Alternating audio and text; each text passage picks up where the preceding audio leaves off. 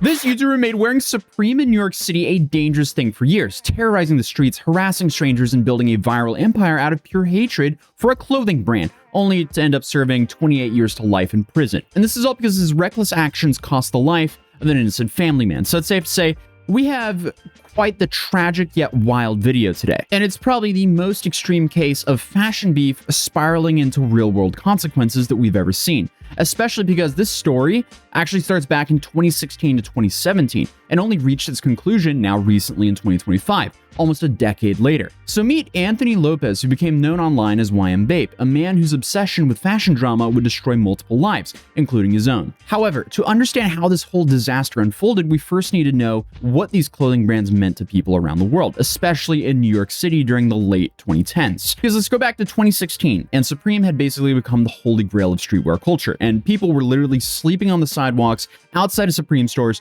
just to buy their new box logo hoodies. Meanwhile, you have a bathing ape, mostly referred to as Bape. That was Supreme's flashy Japanese competitor. While Supreme kept things more minimalistic at least, and grungy, Bape, they went full rainbow camouflage and cartoon apes. But both brands had diehard followers who treated their choices kind of like a religion. Then obviously you had the casual streetwear people who maybe owned both or wanted to own both, but your average person did not own any of this, as we're talking about $500 plus hoodies back in 2016. Ironically, now both of these brands are cheaper because they're still like, you could probably get a Supreme tee or Supreme hoodie for what, like $300 now, and the dollar is worth definitely way less than what it was back in 2016. That also has a lot to do with the hype on both of them pretty much dwindling, but back then, Anthony Lopez decided that his preference was Bape, and that needed to become his purpose in life. So around 2016, Anthony or YMBape started showing up to social media with one simple mission: convince the world that Supreme was garbage and anyone wearing it deserved to be publicly shamed. Now, Anthony wasn't some fashion insider or an industry expert. He was also just a regular dude from New York who happened to have an extremely strong opinion on what other people wore. And I guess what made him different was his willingness to take these opinions directly to the streets and all up in people's face. Because instead of just posting angry comments online like most haters, YMBape, he grabbed his phone and started physically confronting strangers in Manhattan. He'd walk up to random people wearing Supreme gear and start shouting at them about their fashion choices.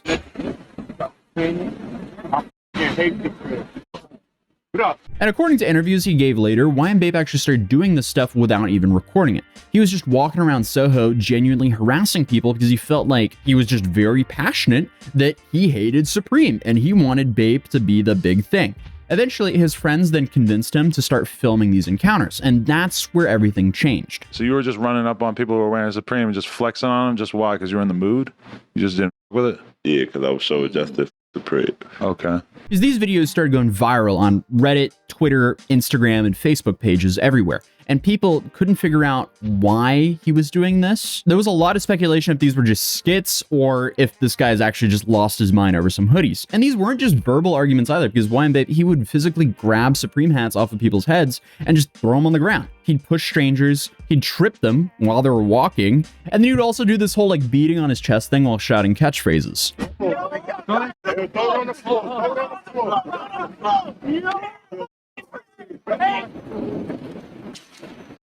Hey, homie. Yeah. Stop wearing that. Yeah. Playing laughing. They ain't playing with you. He's still being a trick that man. You know what I do best. It was definitely extremely cringy to watch, but that cringiness is exactly what made the content go extremely viral, because especially back then, this behavior wasn't all over the place. Now it kind of is, but then it was somewhat unique, even though how tragic it is. Because within months, YMBape transferred from some like random street harasser to a legitimate internet personality. He was getting thousands of followers who was genuinely entertained by the chaos or genuinely supported his anti-Supreme crusade. And this was also during a time where Supreme got so popular, but it was so expensive that a lot of people just started hating on it because, like the $1,200 hoodie with just Supreme on it did not make sense for most people. So a lot of people started clowning on the people who were actually buying that kind of stuff. But here's the thing, even if you knew who he was or followed his content, you still weren't safe from being pressed if you wore the wrong brand around him. Because this situation got so intense that people started genuinely avoiding certain neighborhoods in Manhattan if they were wearing Supreme. And YMBape wasn't just targeting random pedestrians anymore, because one of his most infamous moments was when he approached the actor Jonah Hill on the street, which led to this footage showing that Jonah was probably extremely confused and maybe slightly startled. Got the big Supreme. He my man. I ain't gonna violate. Supreme can't be out here. You gonna hear about me soon. I'm violating all Supreme. I'm out here. We out here. We out here. Social media back then was definitely very different, because this was also during the time of Boom Gang. Yes, it's safe to say it was pretty cursed back then. But as his internet fame grew, something unexpected happened. Major figures in hip-hop began acknowledging his existence. He was spotted hanging around rappers like Chief Keef, Playboi Carti, and even brought on stage during a Lil Uzi Vert concert. But the whole thing reached peak validation when XXXTentacion referenced him in a song, basically turning the YM chest-beating signature move into a mainstream hip-hop lyric. And this led him to being interviewed on No Jumper, where he got to explain his supreme hatred for hundreds of thousands of viewers. And at this point, terrorizing people for their clothing choices literally became his career. And with internet fame came some money, and YMBape started investing into expensive jewelry and questionable street activity. And this is also around the time where he really starts leaning into his anti-Supreme brand. Because in 2018, he pulled off the stunt where he replaced actual Supreme advertisements around New York with posters of his own face. I'm gonna tell you what's going on. Supreme, I'm a hate. But he was definitely not finished with the street confrontations, because they were getting more and more wild. He started storming into actual Supreme retail stores, throwing around the merchandise, and actually screaming at employees and customers. There were also videos of him getting into serious street fights over the brand. He was also arrested multiple times for these incidents, but every time he just kept on coming back. He just kept pushing things further and further, like literally beating someone up for wearing Supreme. And obviously, I can't show that full clip. But it was because of this behavior that he then later on claimed that someone put a bounty on him because of all the alleged harassment he's been doing. And eventually, that caught up with him. And he got jumped by a group of people who were apparently fed up with his antics. And obviously, I can't show that clip either. But in April of 2019, everything changed when YMBape got shot 3 times in the chest. And the shooting happened near some housing projects on New York's Lower East Side, where YMBape and his crew were allegedly based. When photos of him in the hospital started circulating online, people had mixed reactions. Some felt bad for him, and many thought he'd finally pushed the wrong person too far. YMBape then posted some hospital photos with some dramatic captions and even filmed a music video from his hospital bed, basically turning his shooting into more content for his brand. But according to prosecutors, YMBape was convinced that someone from a rival neighborhood was responsible for shooting him. And that's where his story took a big turn from internet drama to an actual criminal conspiracy. So from what I can tell, what happened next had nothing to do with Supreme or Bape or even internet fame. It was street-level retaliation that would end an innocent person's life. Because after getting out of the hospital, Anthony looked for someone to handle his revenge. In June of 2019, a young guy reached out to him through some text messages, offering to carry out a hit for a surprisingly small amount of money. Anthony then accepted this offer and they started planning the attack. So on June 12, 2019,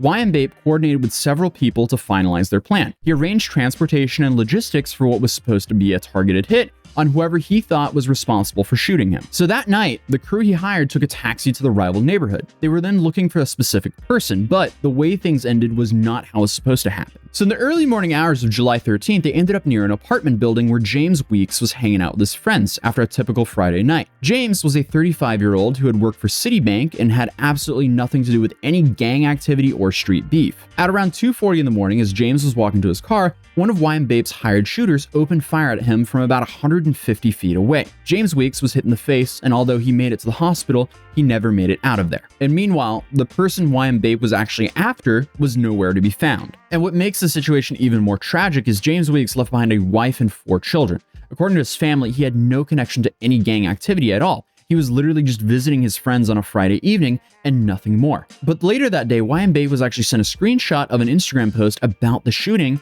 that simply said, "innocent bystander." And what makes things worse is he knew they targeted the wrong person, but he didn't seem to care. Because even after learning they ended an innocent father's life, Anthony didn't stop planning. The shooters got arrested within weeks, but while they sat in jail, he kept calling them and plotting to finish what they'd started. In one recorded jail call from January of 2020, YMBape told one of the arrested shooters that he had $4,000 ready for another hit. He was offering to pay double what he originally paid the first time, even though an innocent man was already gone, because of his desire for revenge. And what's wild to me is he was doing this over jail calls, and for some reason this was going on for months. The guy was visiting and calling the people who ended James Week's life, trying to get them to complete his original plan. But unfortunately for YMBape or Anthony, he was arrested in December of 2021, more than 2 years after James lost his life. And the legal proceedings revealed the full scope on what had actually been happening. This wasn't just some internet personality who got carried away with content creation. His whole Supreme hating character and banging on the chest thing was apparently connected to gang affiliations that most of his internet followers probably had no idea about. And during the trial, prosecutors showed evidence that YMBape felt zero remorse for what had happened. Even while locked up awaiting trial, the people managing his account were posting smiling photos of him in jail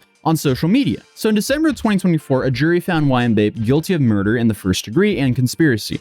And in March of 2025, he was sentenced to 28 years to life in prison. And the judge also noted that shortly after the killing, YMBape and his friends were caught on video seemingly happy and celebrating despite having just caused the end of someone's life. And all the other people involved got serious prison time as well. The actual shooter is looking at life in prison, and the other conspirators got decades behind bars. So while YMBape built his entire following by turning fashion preferences into street harassment, underneath all that viral content was someone involved in some actual street activity that had real-world consequences. Because what already looked like some harmful fashion beef on social media was already masking some serious criminal activity, because while his online persona was really bad, apparently he was even worse behind the scenes. An innocent family man became collateral damage and a revenge plot that stemmed from YMBape's shooting. And that's how internet fame, street politics, and fashion hatred combined created one of the most tragic outcomes we've covered here on this channel.